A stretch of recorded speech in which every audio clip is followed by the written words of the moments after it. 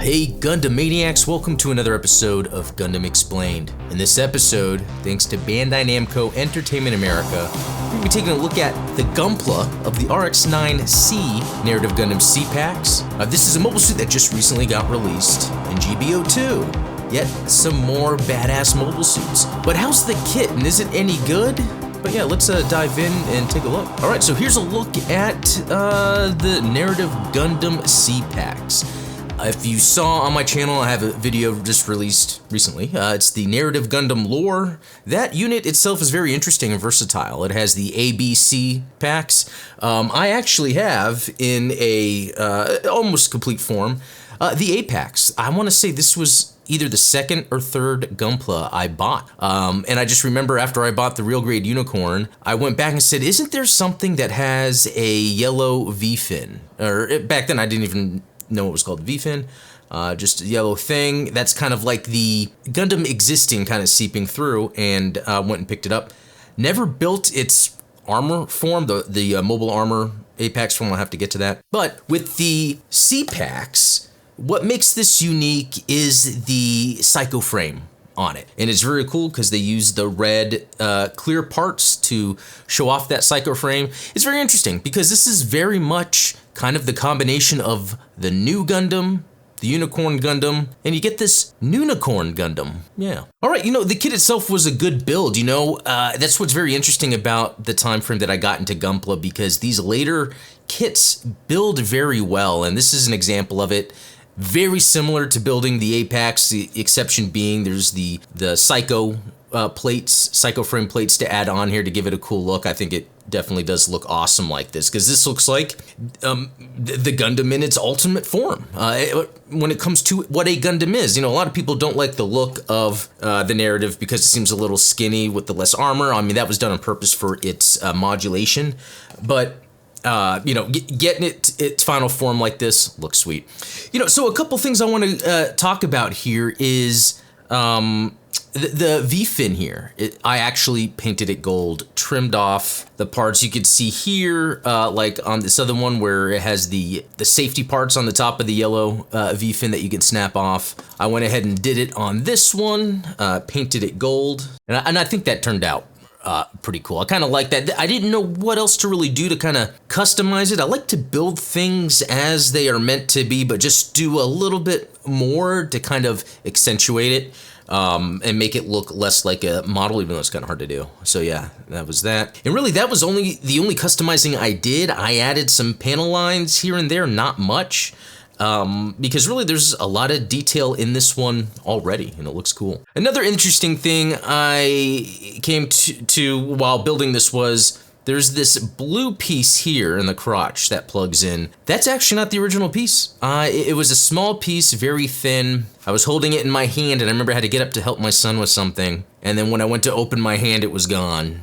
And yeah, I searched for a little bit, but then I realized there's enough unused pieces on the runner that I simply cut it to make the shape and plop it in there, and that worked. And look, I'm not a crazy pro Gunpla customizer, but I feel like at a very basic level there are so many ways to fix mistakes that happen, and that's just the start of it. Okay, when we get to the beam sabers, which I gotta say, it looks cool in this form. You know, when they're on the shoulders, I love that stuff. If we look at the Apex, it held its beam sabers on the back. It's something similar I think we see with the GM Sniper, Sniper 2, where it started that. And, you know, I like this look, but there's something different, right? Every Gunpla seems to have a different engineering style to how it's put together. I'm gonna stop. Okay, so I was trying to pull out this one, and I'm just not going to, because when I pulled out this one, it broke. There's a peg that comes out of the back. I'll show on this side. Yeah, there's a peg that comes out of the back here, and on this one, for some reason, when I pulled it out, it came with the peg. So what I've done in the meantime is I drilled a hole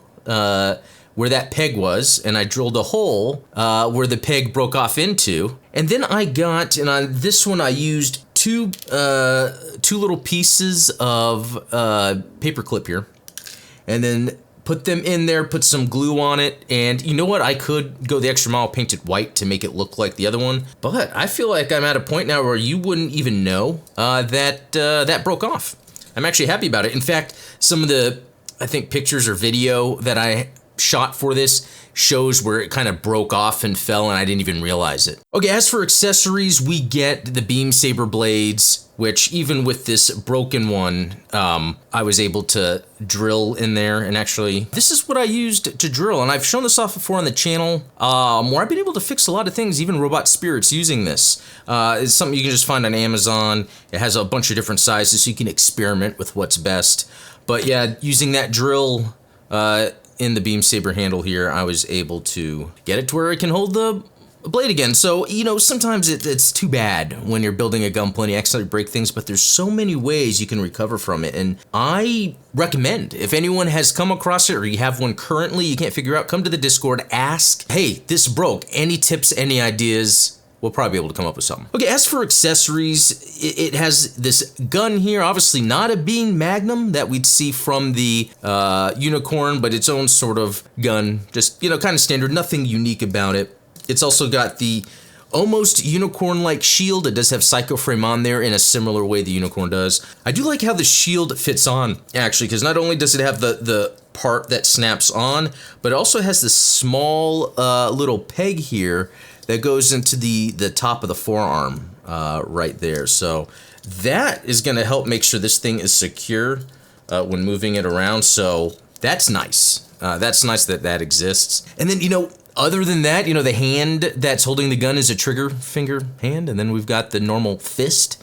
So, I mean, it's got everything you'd expect. This is a smaller kit in terms of everything that it comes with. There's not a lot of accessories. There's not too much you could customize on it, really. I mean, I think one thing that I didn't do that I might get to later, I just didn't feel compelled, was, you know, to paint the shield here gray and, you know, paint the little missiles on there. That might be something I get to in the future, but, you know, other than that, there wasn't much to this, but I think that's what then makes this a good kit for anybody. If you're just starting out with Gundam and Gunpla, this is a fun kit to build, and it kind of has the standard cool Gundam stuff that you'd be expecting.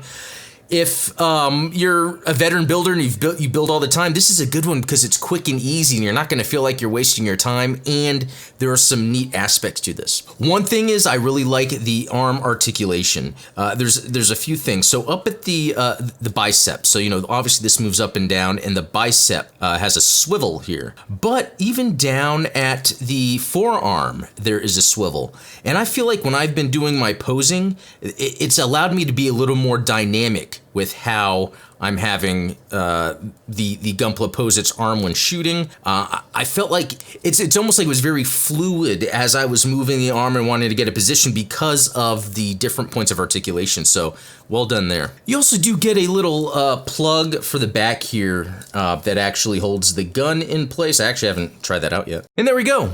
Gun is there with the hand on it, because really, other than if I was taking pictures to show it off, you could just leave it on there because then you're just putting on the other hand. And the reason why I think that's cool is because whenever you're working with Gunpla and you have all these extra parts and accessories to take on and put off, sometimes you want to have a place to store it. Okay, so just for the sake of this video, I went ahead and took off the beam saber off this peg, and I noticed when I pulled it off, there was some white debris, little specks of plastic that came off with it. And while it's gonna be very hard to tell on the camera, maybe there's so the circle that you see where you input it on the back, you can barely see it, but there's an inner circle as well that's indented due to pressure of friction between 2 points of plastic, and that would be this. So what I think was going on is we have a softer plastic here. I should do it from the back, right? Always do it from the back. Okay, that was inappropriate. There's this softer plastic here and a harder plastic here. Or vice versa. And as you're putting them together, yeah, I can actually feel it slides on good, but you can feel the friction of the plastic hitting up against each other. And that might not be with everyone's. It could just be mine, because, you know, sometimes that can happen, little discrepancies between kits. But you can see how that was a pretty easy fix for me. And I would love to help anyone else out if you come across that. All right, and looking at the manual, I always love doing this because sometimes the manuals can provide some cool information. Again, I love how you have model number in all of the specifications of it. That's like the lore of it is right there. That's really cool.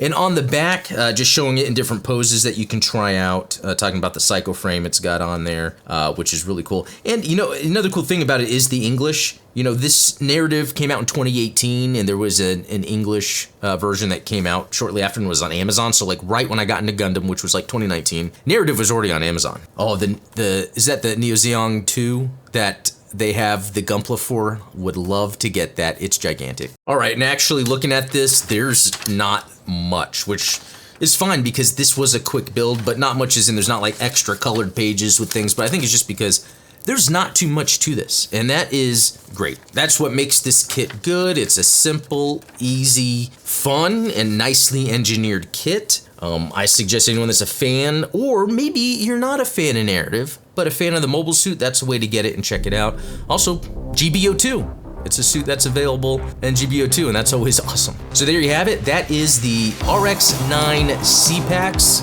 Narrative Gundam Gunpla form. Thanks Bandai Namco Entertainment America for supplying the kit so I can review, talk about it in GBO2. It's the synergy, right? Anyway guys, thanks for watching. Please subscribe if you haven't, and give this video a like. Share it around too. You have any like tips, or have you built it yourself and you have some tips? Throw them in the comments below. Also, thanks to all the supporters that make this possible. If you're interested in anything like that, check the links in the description below. But until next time, see you guys later.